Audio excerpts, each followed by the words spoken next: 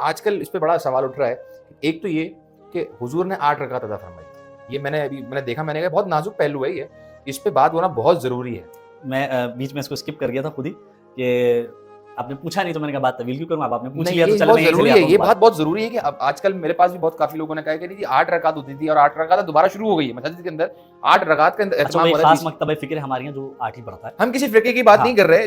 اچھا وہ مساجد میں سب جگہ نہیں, وہ صرف اسی مکتبہ فکر کے مساجد میں, ادروائز تمام مساجد میں, ایون کہ خود حرم میں چلے جائیں تو وہاں بھی 20 رکعت آج تک پڑھی جا رہی ہے. ٹھیک ہے, اچھا میں آپ کی بات کاٹ رہا ہوں. مجھے کل ہی کسی نے بتایا کہ حرم میں بھی 8 رکعت کا امپلیمنٹیشن شروع ہو رہا ہے. اب ہو رہا ہوگا واللہ اعلم, لیکن ہم اب تک تو تھا, اب ہونے والا ہے یا ہو گیا؟ ہو گیا ہے. اب وہاں بھی 8 رکعت ہو رہی ہے حرم میں.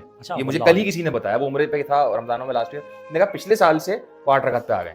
واللہ اعلم, تبھی شاید اس سال بہت زیادہ یہ سوشل میڈیا پہ وائرل ہو رہا ہے. تو میں ایک عرض کرتا چلوں یہاں پر, بخاری شریف ایک حدیث شریف ہے جس کو لے کر کے یہ سارے اس کو جو ہے اصل روایت وہ ایک ہے, جس سے پھر جزوی روایتوں کو وہ مرج کر کے وہ کہہ رہے ہیں. وہ روایت جناب اما عائشہ صدیقہ رضی اللہ تعالیٰ عنہا سے روایت فرماتی ہیں کہ نبی علیہ السلام جو ہے عشاء کے بعد 8 رکعت نماز پڑھا کرتے تھے اور پھر 3 رکعت پڑھتے تھے. روایت میں اما عائشہ صدیقہ رضی اللہ روایت فرماتی ہیں کہ حضور علیہ السلام 8 رکعت نماز پڑھا کرتے تھے اور اس کے بعد 3 وتر پڑھتے تھے, کبھی رمضان میں کبھی غیر رمضان میں. اب بات سمجھ میں آئی, کبھی رمضان میں اور غیر رمضان میں بھی.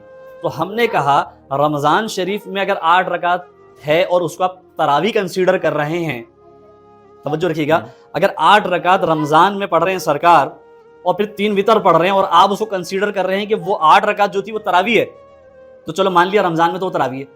پھر اگلے جملے میں یہ بھی تو فرمایا کہ غیر رمضان میں بھی سرکار 8 رکعت پڑھ رہے تھے اور 3 وتر پڑھ رہے تھے. تو غیر رمضان میں اگر بھائی رمضان میں تراویح ہے اور آپ مساجد میں 8 رکعت پڑھا رہے ہو, تو غیر رمضان میں بھی آپ 8 رکعت پڑھاؤ پھر تراویح. وہ کیوں نہیں پڑھا رہے آپ؟ صحیح. وہ کیوں نہیں پڑھا رہے آپ؟ اسے بھی پڑھانا چاہیے نا. تو یہ جو وتر کے ساتھ 8 رکعت ہے وہ تہجد ہے, ایکچوئل وہ تراویح نہیں ہے.